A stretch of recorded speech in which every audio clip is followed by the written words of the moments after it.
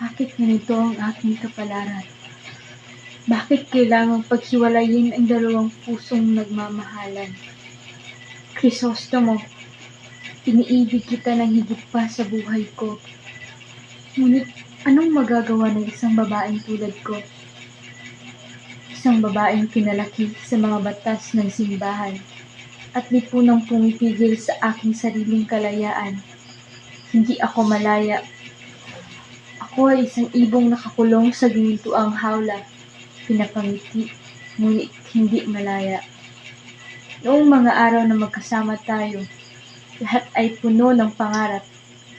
Pinangarap nating bumuo ng kinabukasan, punong-puno ng pag-asa at pagmamahal.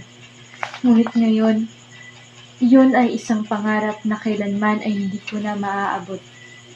Dahil sa lihim ng aking pagkatao, sa isang kasalanang hindi ko ginawa, ngunit kailanman ay dadalhin ko sa aking puso. Ako'y isang anak ng kasinungalingan.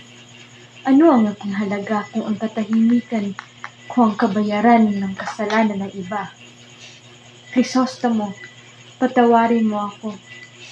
Patawarin mo akong duwag, mahina at hindi makalaban. Patawarin mo akong hinayaan kang saktan ng aking katahimikan. Hindi ko ito ginusto.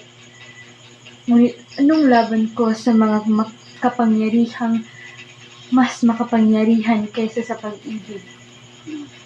Ngayon, ako'y ikakasal sa isang lalaking hindi ko iniibig. Ang puso ko'y inialay na sa'yo noon pa.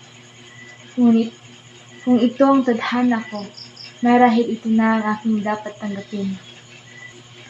Crisostomo, paalam.